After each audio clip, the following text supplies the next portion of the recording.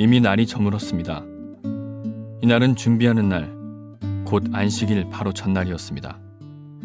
아리마대 출신의 요셉이 와서 빌라도에게 예수님의 시신을 달라고 했습니다. 이 사람은 존경받는 유대의 의회원이었고 하나님 나라를 기다리는 사람이었습니다. 빌라도는 예수님께서 이미 죽었는지 궁금했습니다. 그래서 백부장을 불러 예수님께서 이미 죽었는지 물었습니다. 백부장으로부터 확답을 들은 후 빌라도는 그 시신을 요셉에게 내어주었습니다. 요셉은 긴 배를 사가지고 와서 예수님을 십자가에서 내려서 쌌습니다. 그리고 바위를 깎아서 만든 무덤에 시신을 모셨습니다. 그런 다음 무덤 입구를 커다란 돌을 굴려서 막았습니다. 막달라 마리아와 요새의 어머니 마리아가 예수님을 모신 것을 보았습니다. 자, 우리 가슴에 손을 얹고 믿음을 고백하고 하나님 말씀 듣겠습니다. 한번 따라해 주시겠어요? 하나님은 나를 사랑하십니다. 나는 그 사랑 안에 있습니다.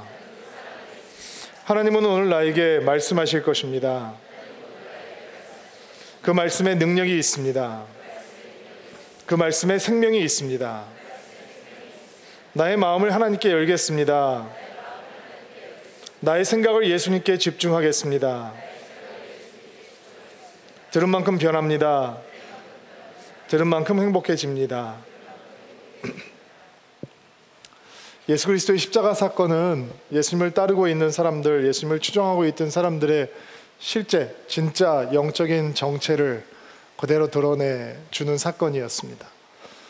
굉장히 믿음이 좋아 보였던 예수님의 제자들, 십자가 앞에서 그들의 믿음이 얼마나 여리고 어린 모습이었는지 적나라하게 드러났죠.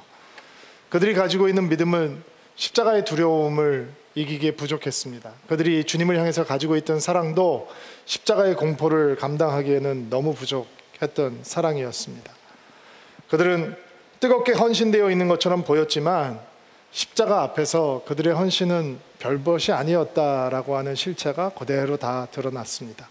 그들은 다 주님을 버렸고 주님을 배반했고 주님을 이름을 저주하기까지 했습니다. 그러나 그런 두려움 속에서도 끝까지 예수님을 따라다니고 있던, 끝까지 따라왔던 사람들도 있었습니다. 지난주 저희가 보았던 본문인데 마가복음 15장 40절 41절 말씀이에요. 같이 한번 읽어볼게요. 시작. 여자들이 약간 떨어진 곳에서 지켜보고 있었습니다. 이들은 막달라 마리아, 살로메, 그리고 작은 야고보와 요새. 이들은 예수님께서 갈릴리에서 계실 때에 예수님을 따르며 섬기던 사람들이었습니다. 예수님을 따라 예루살렘에 온 다른 여자들도 많이 있었습니다. 여인들이었습니다. 대부분의 여인들은 이름도 알려지지 않았습니다. 왜 이름이 알려지지 않았을까? 그 당시에 여자들은 중요한 존재가 아니었습니다. 그들은 법정에서 증인으로 설 수도 없는 사람들이었습니다. 그러나 예수님께서 십자가에 못 박히던 그곳까지 따라왔습니다. 갈릴리에서 예수님을 따랐고 예루살렘까지 예수님을 따라왔고 군중의 환호를 받는 예수님뿐만 아니라 군중에게 버림을 받고 십자가를 지고 피투성이가 돼서 골고다 언덕에 올라서 처형을 당하는 그 자리까지 그 여인들은 예수님을 버리지 않고 따라왔습니다. 정말 아름다운 믿음이죠. 아름다운 사랑이고 헌신입니다. 그 중에 몇몇 여인들의 이름이 등장을 하는데 그 이름에 등장하고 있는 이유는 그들이 예수님을 버리지 않고 끝까지 예수님을 따랐기 때문에 예수님의 죽음 사건의 증인이 되고 예수님의 빈 무덤을 발견하는 첫 번째 증인들이 되고 예수님의 부활을 목격하는 증인이 되었기 때문에 마가는 그들의 이름을 기록해 놓았던 것입니다. 그들의 신앙의 아름다움은 여전히 우리들 앞에서 아름다운 향기로 다가오고 있습니다. 또 다른 부류의 사람들이 예수 그리스도의 십자가 사건 때문에 드러나게 되었습니다. 우리가 오늘 본문을 통해서 만나는 아리마대 요셉 같은 사람입니다. 그 사람은 어떤 사람이었느냐? 믿음이 있기는 있는데 바깥으로 드러내지 않고 숨어서 은밀하게 비밀스럽게 예수님을 믿고 사랑하고 따라가던 제자였습니다. 보통 우리가 아리마대 요셉이라고 얘기하면 아리마대가 이름이라고 생각하기가 쉬운데 아리마대는 지명입니다. 에브라임 산지에 있는 작은 마을인데 사무엘의 고향이었던 라마라고 하는 마을이 바로 이 아리마대라고 하는 마을입니다. 그에 대해서 기록하고 있는 다른 복음서의 기록들을 종합해 보면 아리마대 출신의 요셉이라고 하는 사람은 어떤 사람이냐면 당시 이스라엘에서 가장 강력한 통치 의결 기관은 70명의 공회원들로 구성되어 있는 사내들인 공회인데 그 공회원 중에 한 명이었다라고 얘기하고 있고 그는 선하고 의로운 사람이었다라고 또한 얘기하고 있습니다. 성경이 종종 어떤 특정한 사람에 대해서 그는 매우 부자였다라고 얘기하는 경우가 있는데 그런 경우에는 그냥 단순히 다른 사람보다 좀 넉넉한 정도가 아니라 누가 보아도 부인할 수 없을 만큼 많은 재산을 가지고 있는 특징을 보여주기 위해서 쓰고 있는 표현 방법인데 아리마대 출신의 요셉은 성경에서 그는 매우 부자였다 얘기하고 있는 존재이기도 했습니다. 또 요셉은 예수님을 모함하고 죽이는 공회원들의 계획에 찬성하지 않은 사람이었다라고 하는 특징도 등장합니다. 그리고 무엇보다도 그는 하나님의 나라를 기다리고 있는 사람이었다. 메시아의 오심을 기다리고 하나님의 주권과 통치가 회복되는 것을 기다리고 있는 사람이었다라고 성경은 이야기하죠. 그는 사회적으로 위치가 높은 사람이었습니다. 그럼에도 불구하고 그는 의롭고 선한 사람이었습니다. 그는 재산이 많이 가지고 있는 사람이었습니다. 그러나 그의 소망은 이 땅에 있지 않고 다가올 하나님의 나라에 있었던 사람입니다. 굉장히 괜찮은 사람이죠. 이 사람이 어떻게 예수님을 믿는 사람이 되었을까? 예수님을 믿고 따르는 자가 되었을까? 우리는 그 과정을 알지 못합니다. 그 사건은 소개하고 있지 않기 때문에. 그러나 그가 빌라도에게 예수님의 죽은 시신을 요구하고 있는 장면에서 요한복음의 기록을 보면 니고데모와 함께 나오는 것을 보면 니고데모가 먼저 예수님을 믿게 되고 혹시 니고데모를 통해서 복음을 들은 것이 아닌가라고 추측을 해볼 수도 있습니다. 요한복음 3장을 보면 예수님의 사역의 초반기에 니고데모라고 하는 공회원이 오밤중에 등장을 하지 않습니까? 예수님에게 영적인 질문을 던지기 위해서 나온 것입니다. 그리고 예수님을 향해서 이런 고백을 합니다. 우리는 당신이 하나님으로부터 온 선생님이라는 것을 알고 있습니다.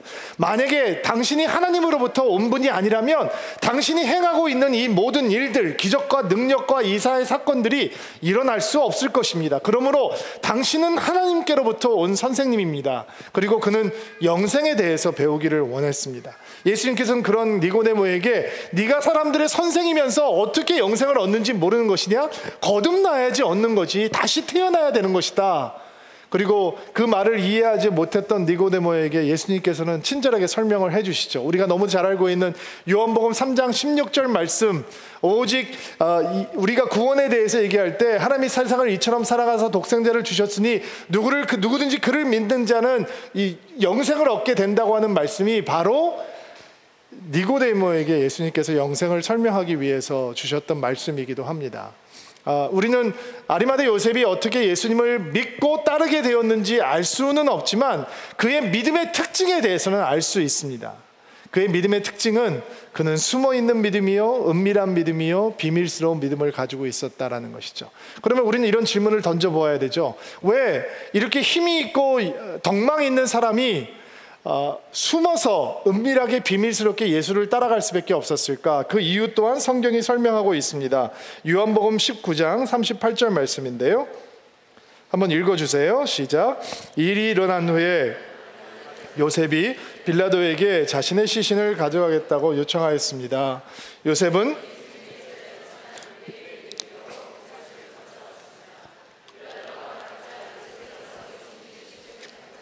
그는 예수님의 제자였지만 유대인들이 두려워서 그 사실을 감춰왔습니다. 뭐가 두려웠을까요? 그는 공회원이었으니까 정치적으로 사회적으로 지키고 싶은 기득권이 있었겠죠. 그는 부유했으니까 지키고 싶은 경제적인 기득권도 가지고 있었을 것입니다. 그는 명예도 있었고 그는 힘도 있었습니다. 자칫 잘못하면 예수에 대한 믿음을 고백하는 순간 모든 것을 잃어버릴 수 있기 때문에 사회적으로 매장을 당하고 불이익을 당할 수 있기 때문에 그는 두려웠던 것입니다. 비겁한 믿음이요, 겁쟁이 믿음이요, 소극적인 믿음이요, 자기 자신을 소중하게 여기는 마음이 예수님을 사랑하고 소중히 여기는 마음보다 더 컸던 믿음이었습니다. 믿음이 없는 것은 아닙니다. 믿음이 있습니다. 그러나 그런 믿음을 갖고도 예수님을 사랑하는 것이 두려웠습니다. 예수님을 믿는 것이 너무 두려웠습니다. 그래서 숨어 있었습니다. 요셉만이 이런 소극적인 비겁한 겁쟁이 믿음을 가지고 있었던 것은 아닙니다. 그 당시에 그런 사람들이 꽤 많이 있었다라고 하는 것을 또한 성경이 이야기하고 있습니다. 요한복음 12장 42절 43절 말씀인데요, 같이 한번 읽어볼게요. 그러나 동시에 지도자들 중에서도 예수님을 믿는 사람이 많이 생겼습니다. 하지만 그들은 바리새인들 때문에 예수님을 믿는다고 고백하지는 못했습니다. 그들은 회당에서 쫓겨날까 두려웠습니다. 그들은 사람들에게 칭찬받는 것을 하나님께 칭찬받는 것보다 더 좋아했습니다. 예수를 믿는다고 하면 바리새인들에게 핍박을 당하고 회당에서 쫓겨날까봐, 출교를 당할까봐 예수님을 따르고 믿는다는 것을 숨기고 있는 사람들이 지도자 가운데서도 많이 있었다라는 것입니다. 우린 이런 마음을 이해합니다. 요즘처럼 교회가 사회적인 지탄의 대상이 되기도 하고, 예수 믿는 사람들이, 또 목회자들이, 성도들이 사회에서 인정을 받지 못하는 분위기 속에서 살아가고 있는 우리들에게는 너무 드러내놓고 내가 예수 믿는 사람이다 라고 얘기하기보다는 그냥 말하지 않으면서 삶으로 그것을 드러내는 것이 더 좋은 것이 아니냐라고 하는 생각을 하는 것이 사실은 우리들에게 더 팽배한 생각이 아닌가라는 생각을 하게 됩니다. 그러나 성경이 그것에 대해서 무엇이라고 얘기하는지 한번 들어보시기 바랍니다. 우리는 이 말씀을 깊게 생각해 보아야 합니다. 그런 믿음의 태도는 하나님이 아닌 사람을 더 두려워하는 마음이고, 사람의 영광을 하나님 영광보다 더 사랑하는 마음이 될 수 있다라는 것이죠. 하나님의 평판보다는 사람의 평판을 더 중히 여기고, 하나님의 영광을 사랑하지 않고 사람이 가져다 주는 칭찬에 집착하는 마음이 될 수 있다라는 것에 우리는 우리 자신을 스스로 살피고 돌아보아야 하는 것입니다. 아리마대 요셉, 그는 믿음이 있는 사람입니다. 그런데 숨어 있습니다. 계속 숨어서 예수를 따라도 된다라고 생각합니다. 전혀 문제될 것이 없다. 그는 재판이 벌어질 때 예수님을 모함하는 계획에 찬성하지 않았습니다. 믿음이 있으니까 그 정도면 충분한 것이 아니냐라고 생각했을지도 모릅니다. 나는 명예가 있고 힘이 있고 재력이 있으니 숨어서도 얼마든지 그것을 통해서 하나님의 뜻을 이루어 드릴 수 있을 것이다 라고 생각했을지도 모릅니다. 그런데 그런 숨어있던 아리마대 요셉이 심경의 변화가 오기 시작합니다. 꽁꽁 숨어있던 아리마대 요셉이 왜 빌라도에게 와서 예수님의 시신을 요구하게 되었을까요? 예수님께서 인기가 있을 때도 그는 그의 믿음을 드러내지 않았습니다. 군중의 환호성을 들을 때도 그는 조용히 숨어 있었습니다. 그런데 지금 예수님께서는 신성모독, 반역, 선동죄로 사형에 처해진 사형수였습니다.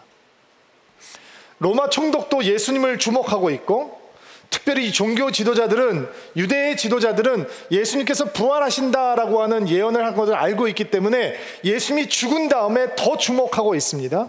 군중들도 주목하고 있습니다. 모든 사람이 예수님의 죽음을 향해서 시선을 돌리고 있는데, 이렇게 위험한 순간 자기 자신이 예수님의 사람입니다 라고 고백하면 똑같이 반역죄로, 선동죄로 넘어갈 수 있는데도 불구하고, 왜 지금 하필이면 이때에 아리마대 요셉이라고 하는 사람은 잘 숨어 있다가 자기 정체를 드러내고 예수의 시신을 요구하면서 나도 예수의 사람입니다, 나도 예수와 상관이 있는 사람입니다, 나도 예수의 제자입니다 라고 하는 것을 구태여 밝힐 필요가 있을까요? 왜 그렇게 하고 있는 것일까요? 예수님께서 예수님의 십자가 죽음에 대해서 이야기하시면서 이런 말씀을 하셨어요. 요한복음 12장 32절 말씀 개역 개정판으로 읽을게요. 한번 읽어주세요. 시작. 모든 사람들을 내게로 이끌겠노라 하시니, 내가 땅에서 들리면, 십자가에 못 박혀서 땅에서 들리면, 내가 십자가에 달리면 그 다음에 내가 모든 사람들을, 나의 사람들을 나에게로 이끌겠다, 예수님께서 말씀하시는 거예요. 이 하나님의 열정이 보이세요? 이게 하나님의 열심인 거예요. 자, 나는 십자가에서 사람들이 보기에 말도 안 되는 사형수의 죽음을 죽게 될 것이다. 그런데 내가 십자가에 못 박혀서 들리고 나면 내가 모든 사람들을 나에게로 이끌어 올 것이다. 왜? 십자가는 그 휘장을 찢는 사건이 되는 거잖아요. 모든 사람이 십자가 때문에 하나님 앞에 나올 수 있는 거거든요. 그 전에는 죄악 때문에 막혀서 나올 수 없는 길을 십자가가 세워지고 나면 예수님의 대속적인 죽음, 예수님의 구속적인 사건 때문에 누구든지 예수님 앞에 나올 수 있는 거예요. 그리고 예수님께서 이 피가 철철 흐르는 열정의 사랑으로 우리를 부르고 계시고 모든 사람을 불러주시는 거예요. 십자가가 세워지면 내가 모든 사람들을 내 품으로 인도할 것이다. 이 하나님의 열정이 있는 거예요. 그리고 아리마대 요셉이 예수 그리스도의 십자가가 세워진 다음에 하나님의 열정 어린 초청에 응대해서 이제는 숨어있는 신앙이 아니라 대낮에 바깥으로 나오는 신앙으로 변하고 있었던 것입니다. 아리마대 요셉이 십자가에 달리신 예수님의 모습을 봤겠죠. 십자가에서 예수님께서 하신 말씀을 들었겠죠. 그렇죠? 정오가 되었는데 캄캄하게 변해 있는 상황 속에서 예수님께서 마지막 말씀, 다 이루었다라고 하는 말씀, 숨을 거두시는 순간을 봤을 것이고, 그 옆에서 처형을 집행하고 있던 백부장이 저분이야말로 진정한 하나님의 아들이다 라고 고백하는 것도 들었을 것이고, 온갖 사건들을 다 봤을 거 아니에요. 그동안 보았던 일들, 그리고 다 하나씩이 이 클릭 맞아 들어가는 거죠. 톱니바퀴가 맞아 들어가듯이, 아, 이게 이거였구나, 이게 이거였구나, 이게 이거였구나, 이 십자가의 죽음이야말로 우리에게 소망이 되고 희망이 되는 것이구나, 정말로 새로운 구원의 길이 열린 것이구나. 그리고 그가 이제 숨어있는 신앙이 아니라 바깥으로 나오는 신앙을 갖게 되는 것입니다. 여러분 보세요. 아리마대 요셉이 십자가 앞에 서기 전에는 자기가 잃을 것이 너무 많다라고 생각을 했어요. 근데 십자가 앞에 서고 나니까 자기가 얻은 것이 너무 많기 때문에 무엇을 잃어도 괜찮다라는 결론을 얻게 되는 거예요. 그는 십자가 앞에 서기 전에 침묵했어요. 예수님에 대해서 얘기하는 거 싫어했어요. 원하지 않았어요. 근데 십자가를 만나고 나니까 그는 더 이상 침묵할 수가 없는 거예요. 십자가를 만나기 전에 그는 숨어 있는 것으로 만족했어요. 소극적이었어요.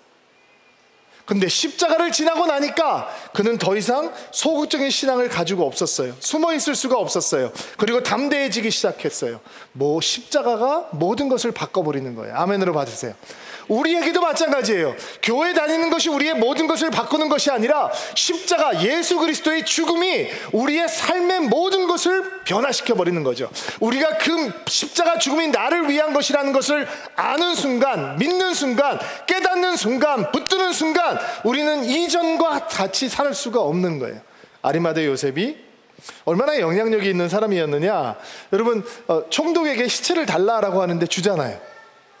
이게 아무런 사건이 아닌 것 같죠. 보통 십자가형에 처한 죄수는 장례를 치러주지 않아요. 장례 의식을 치러주지 않았어요. 그냥 갖다 버리는 거예요.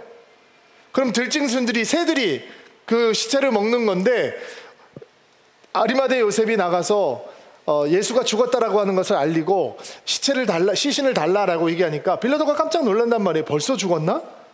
그리고 백부장을 시켜서 확인을 해요. 진짜 예수가 벌써 죽었느냐? 죽었다고 하니까 두말 없이 시신을 내준단 말이에요. 그가 공회원이요? 부유한 자요?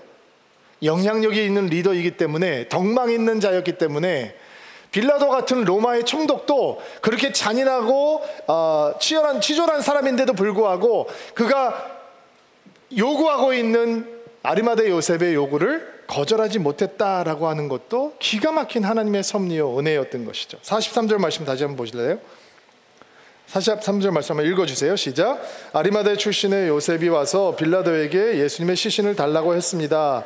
그 사람은 존경받는 유대의 의원이었고 하나님 나라를 기다리는 사람이었습니다. 쉬운 성경에는 그 표현이 등장하고 있지 않은데 개역 개정판에는 그리고 원어에는 쉬운 성경에는 번역하고 있지 않은 단어가 하나 등장을 해요.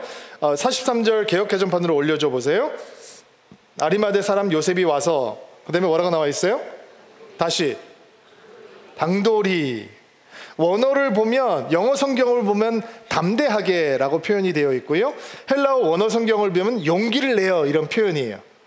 그러니까 숨어있던 아리마대 요셉이 예수님께서 십자가에서 죽는 사건을 목격하고 경험한 다음에 용기를 내어 담대하게 자신의 있는 모든 영향력을 동원해서 빌라도에게 자기 정치적인 생명, 자기 이 위치를 다 걸고 재산이 다 없어질 것까지도 감수하고 자기도 예수님처럼 모함을 받아서 핍박을 가질 것을 예상하고 모든 것을 예상하고 그가 빌라도에게 예수님의 시신을 요구했다라고 얘기를 하고 있는 것이죠.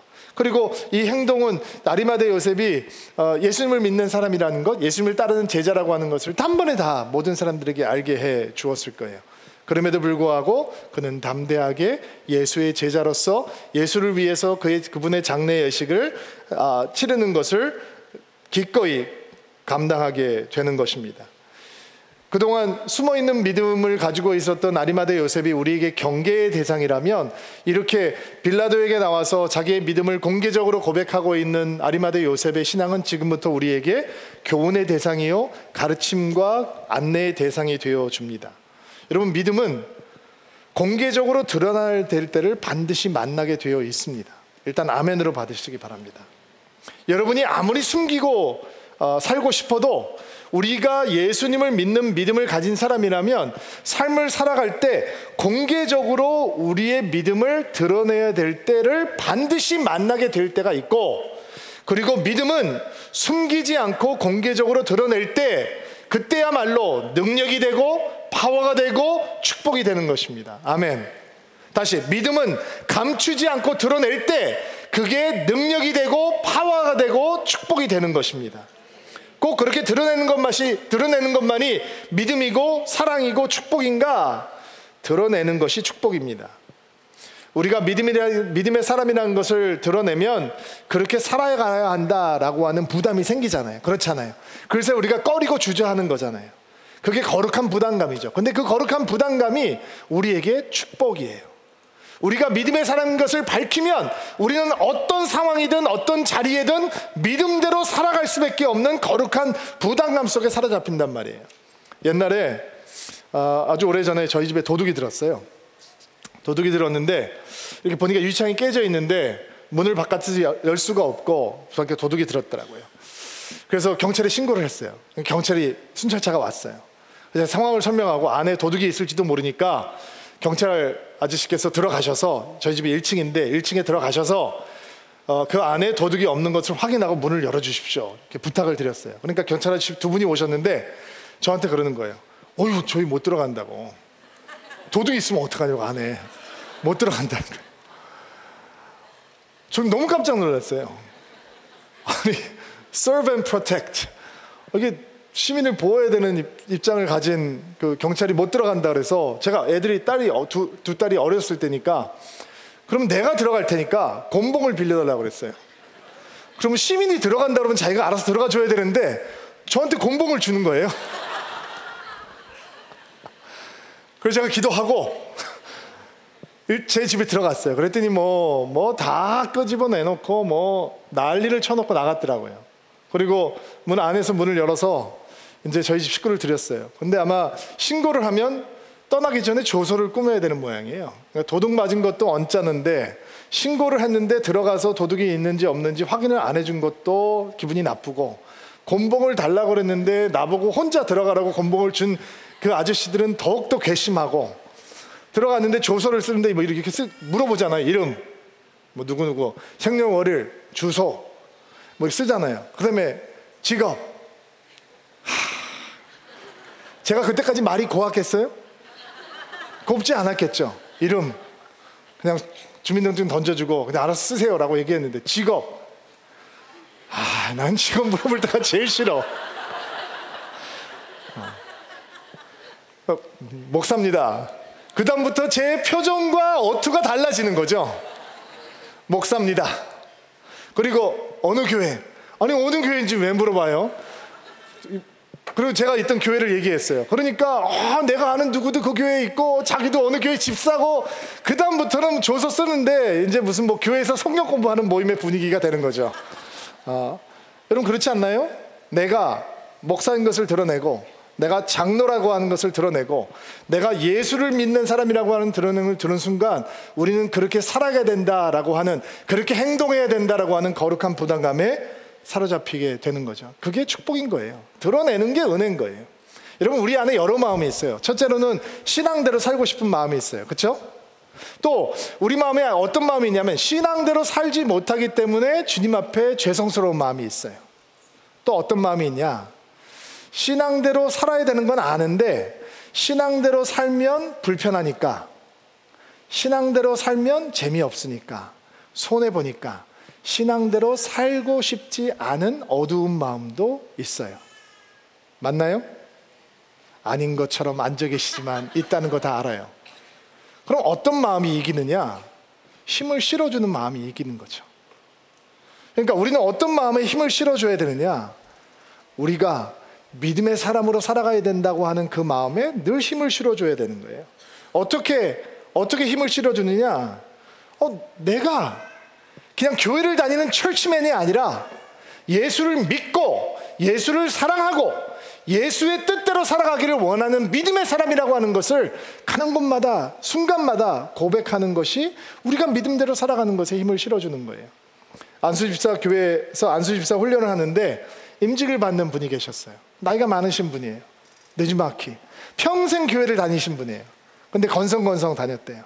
예수 제대로 만나지 못하고, 복음의 능력 제대로 경험하지 못하고, 말씀의 맛 한 번도 경험하지 못하고, 예배의 기쁨 한 번도 누려보지 못했대요. 근데 하나님께서 느지막이 은혜를 주셔서 예수님을 제대로 만났어요. 예수라는 이름에 눈물을 흘리고 복음의 능력 때문에 감사가 넘치고 말씀이 꿀처럼 다가오고 자기가 지금까지 잘못 살았구나, 헛살았구나, 교회 다닌 거 말자 헛거구나, 내가 왜 이렇게 살았을까라고 하는 후회감이 막 밀려오고, 그래도 지금이라도 늦지 않았으니까 내가 주님 앞에 온전히 헌신해서 이제 예수를 사랑하고 교회를 사랑하는 마음으로 충성하면서 살아가야 되겠다라는 생각이 드셨대요. 그래서 임직훈련을 받으셨어요.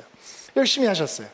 그리고 임직을 받는 날 초청장을 자기 친구들, 친지들, 이렇게 자기가 가까운 사람들에게 자기가 개인적인 초청장을 보냈어요. 초청장의 내용은 이런 거예요. 나 아무개가 어느 교회에서 안수 집사로 안수를 받습니다. 내가 오랫동안 교회를 다녔는데 지금까지 헛다녔습니다. 근데 내가 진짜 예수를 믿게 잘 만나게 되어서, 제대로 만나게 되어서 이제 정말 내가 예수님을 사랑하는 삶을 살려고 합니다. 나 옛사람 누구누구는 죽었고 이제 예수 안에서 새 사람으로 내가 태어납니다. 부디 이 자리에, 이 은혜의 자리에 나와 함께 해주셔서 나를 축하해 주시고 격려해 주시면 감사하겠습니다. 이렇게 초청장을 보낸 거예요. 너무 재밌는 사실은 교회 다니는 친구들은 자기 교회에서 뭐 다 맡은 책임이 있다고 참석을 못 하시고 웬 다 믿지 않는 친구들만 초청장을 받고 오셨어요. 근데 왔는데 안수를 받는데 평소 때 보지 못하는 친구의 모습이 보이는 거예요. 그 사람들이 뭐 다른 사람들이 얼굴이 보이겠어요? 자기 친구 얼굴만 보이겠죠. 근데 안수를 받는데 펑펑 울면서 안수를 받는 거예요. 그러니까 친구들이 너무 궁금한 거예요. 야, 네가 흘렸던 그 눈물의 의미는 뭐야? 왜 울어? 다 큰 남자가 도대체 왜 그런 거야? 그러니까 이 친구분이, 이 안수집사를 받은 분이 친구분들한테 할 말이 생기는 거죠.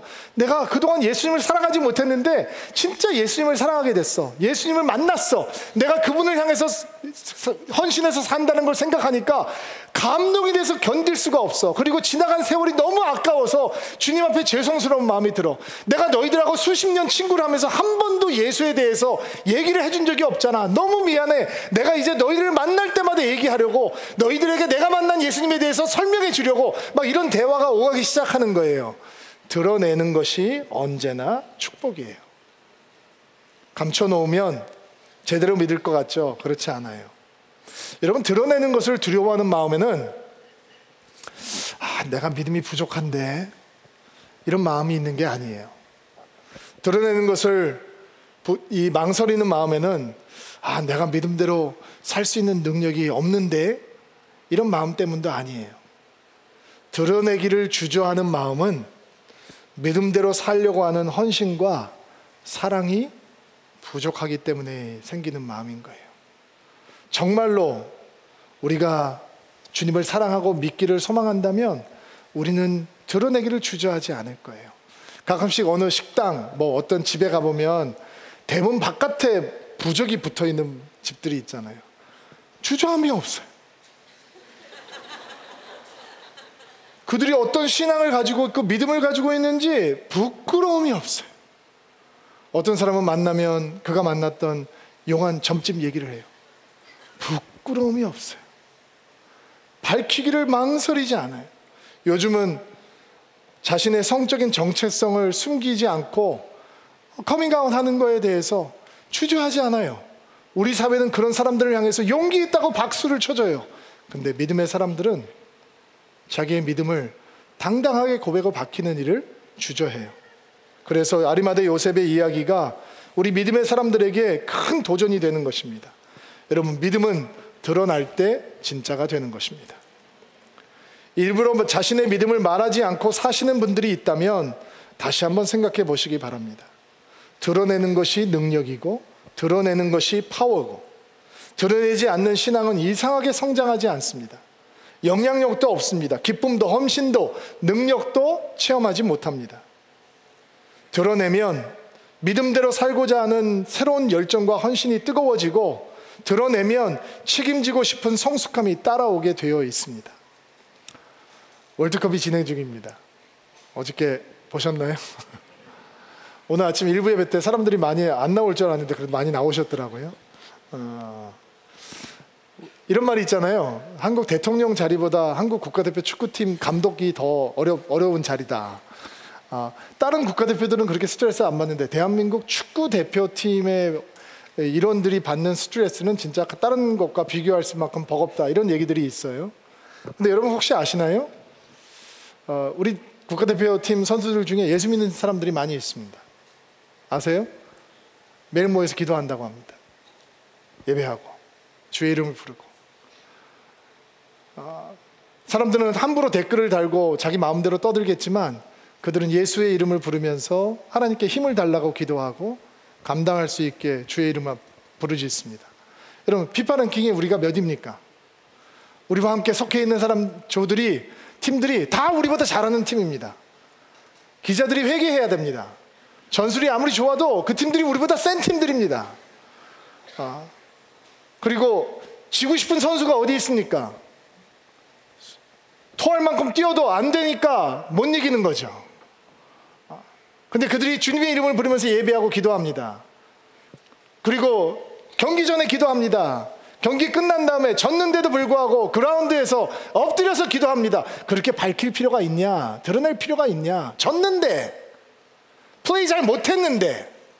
여러분, 퍼포먼스가 전부라면 이기고 지는 것에만 집착해서 질 때마다 끝없이 나락으로 추락하게 되겠죠. 그러나 믿음의 사람들은 이기고 지는 것보다 더 큰 이슈가 있습니다. 그들에게는 그라운드가 주님을 사랑하고 예배하는 자리고 주의 이름을 부르는 자리입니다. 능력이 부족해도 그 부족한 능력을 다 주님 앞에 드리고 이것이 나의 최선이었습니다. 그리고 여전히 국가대표 태극기를 달고 당당하게 그 자리에 서 있고 때로는 비난을도 감당하는 것이 그들의 몫입니다. 여러분, 드러내는 것이 정말 축복일까? 네, 축복입니다.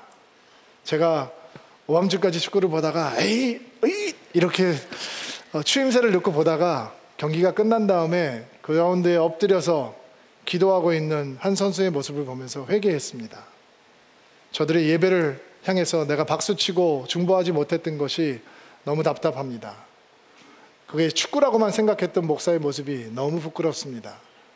여러분, 이 삶의 자리에서 여러분들이 주의 이름을 부르며 서 있는 그 자리가 여러분이 믿음이 드러나야 되는 바로 그 자리가 되는 것입니다.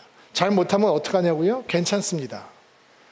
여러분이 믿음의 사람인 것을 드러낼 때만 일어나는 사건이 있는 것입니다. 요한복음 19장 39절 보시겠어요? 감추었던 믿음을 드러내기 시작하니까 아리마대 요셉의 믿음이 선한 영향력이 되기 시작합니다. 읽어주세요. 시작.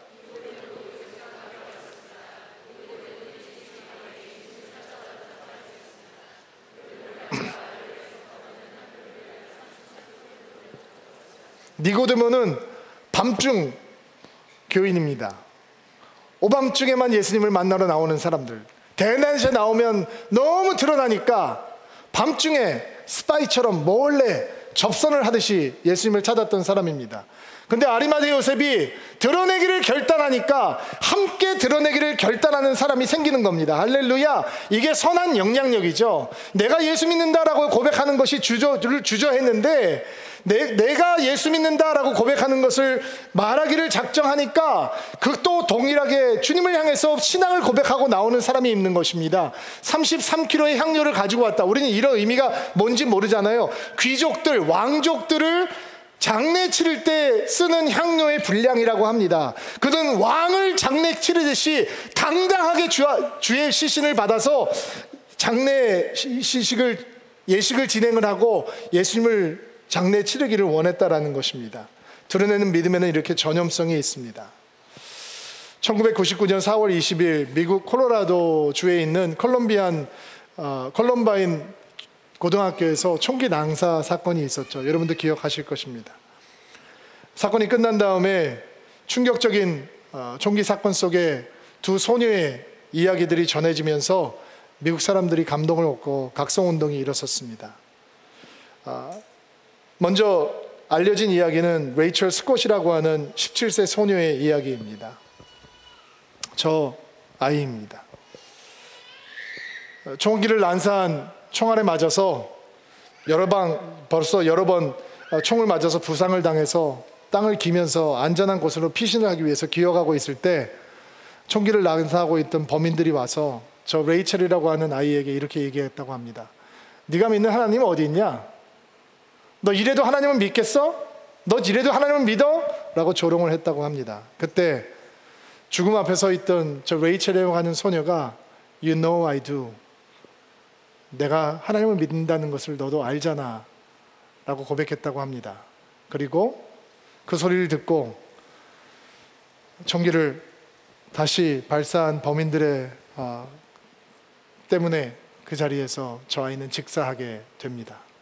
저 아이의 이야기가 I'm not ashamed, 나는 부끄럽지 않다라고 하는 영화로 만들어져서 인터넷에서 찾아서 다운받아서 한번 보시면 좋을 것 같아요. 수많은 미국인들의 마음을 감동하고 각성하는 도구가 되었습니다. 두 번째 전해진 이야기는 캐시 버넬이라고 하는 아이의 이야기입니다. 저 아이도 17세 소녀입니다. 굉장히 방황을 많이 했던 아이라고 합니다.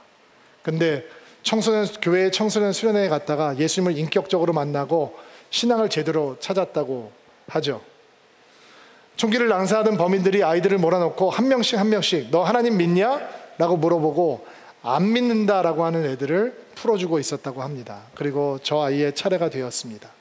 캐시의 차례가 되었고 이제 저의 아이의 총구를 겨누고 너 하나님 믿냐? 라고 물어보았을 때 저 아이는 Yes, I believe in God. 그래, 나는 하나님을 믿는 사람이야 라고 고백을 하게 됩니다. 그리고 범인이촌 총성에 저 아이는 그 자리에서 즉사했다고 합니다. 저 아이의 이야기가 전해지고 특별히 미국이 전역에 있는 청소년들이 Yes, I believe in God. 그래요, 나도 하나님을 믿습니다라고 하는 티셔츠를 입고 수천 명씩 모여서 자신의 믿음을 감추지 않고 드러내겠다라고 하는 영적 각성 집회가 벌어졌습니다.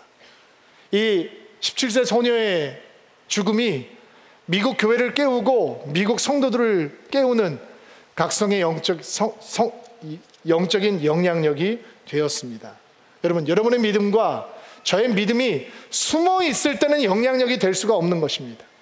우리의 믿음은 드러날 때 선한 영향력이 되는 것입니다. 혹시 여러분이 예수님의 제자라는 사실을 고백해야 되는 사람들이 있습니까? 목사님, 제가 20년 동안 한 직장을 다니고 있는데 그 사람들이 지금 내가 예수 믿는 사람이라는 걸 알면 충격에 빠질지 모릅니다 라고 생각하는 분들이 계실지 모르겠어요. 여러분, 사실 예수 믿는다, 내가 예수를 믿는 사람이라는 걸 고백하기가 쉽지 않잖아요. 제가 몇 가지 팁을 드리겠는데, 첫째, 교회 다닙니다 라는 얘기를 하지 마시고 나는 예수를 믿는 사람입니다 라고 고백하는 연습을 하시기 바랍니다. 나는 예수를 믿습니다. 예수님을 사랑하고 예수의 뜻대로 살아가기를 원하는 예수님의 제자입니다. 이런 고백. 교회 다녀? 나는 그냥 교회 다니는 사람이 아니고 나는 예수님을 믿고 사랑하는 사람이야 라는 고백을 해보시기 바랍니다. 또 여러분 가족들에게, 친구들에게, 동료들에게 기회가 있을 때, 특별히 어려운 일들을 경험하고 있는 주변의 사람들이 있을 때 조용히 다가가서 웃으면서 이렇게 얘기하는 연습을 한번 해보시기 바랍니다. 내가 당신을 위해서 기도해도 되겠습니까? 내가 너를 위해서 기도해도 돼? 나 예수님 믿는 사람이잖아. 요즘 네가 너무 힘든 시간을 보내고 있는 것 같은데, 지금 당신이 너무 고통스럽고 어려운 시간을 보내고 있는 것 같은데, 내가 당신을 위해서 기도해드리고 싶습니다. 내가 너를 위해서 기도해주고 싶어 라고 하는 이야기를 한번 해보시기 바랍니다. 목사님, 그러면 굉장히 그 사람들이 화낼지 모르겠는데요, 화를 내는 사람도 분명히 있겠죠. 여러분은 어쩌면 친구를 잃어버리게 될지도 모릅니다. 그러나 여러분들이 그렇게 예수님의 사람인 것을 드러낼 때, 예수님을 믿는 기도하는 사람인 것을 드러낼 때, 바로 그것 때문에 예수를 만나게 되는 사람들도 얻게 될지 모릅니다. 46절 말씀 한번 보세요. 빌라도에게 예수님의 시신을 요청하자 빌라도가 예수님이 죽었다는 것을 확인하고 백부장에게 시켜서 그 시신을 요셉에게 내어주죠. 그리고 예수님의 시신을 요셉이 장례 절차를 치르기 시작합니다. 46절 말씀 읽어주세요. 시작.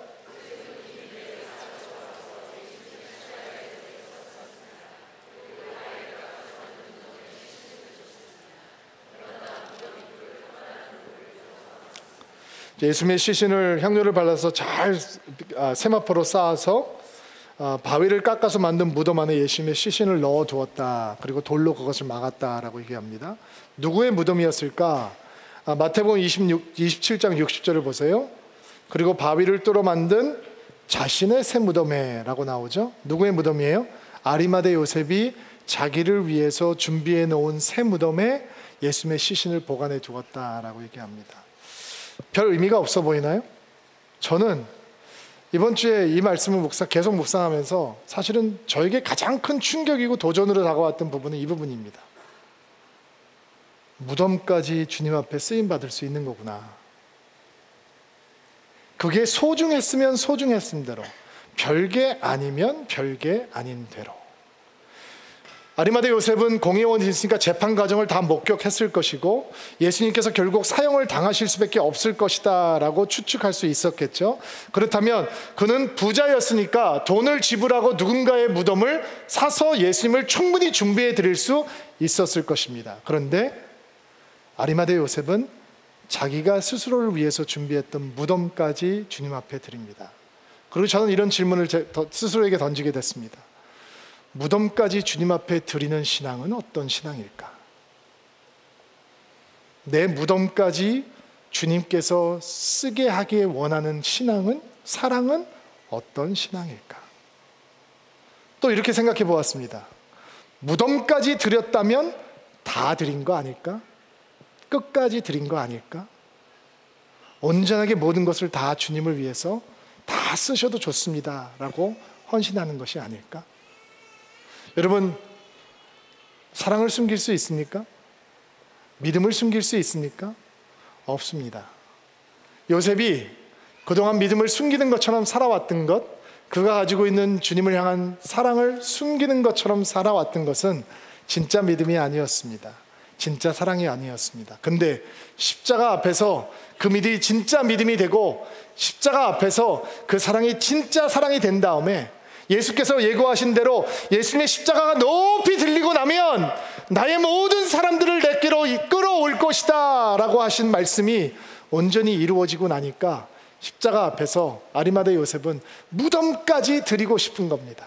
무덤까지 사용하고 주님께서 쓰시겠다 하면 나는 드릴 수 있다라고 하는 인생으로 변하게 되는 것입니다. 이렇게 숨길 수 없는 사랑이, 숨길 수 없는 믿음이 여러분의 사랑, 여러분의 믿음이 되기를 주의 이름으로 축복합니다.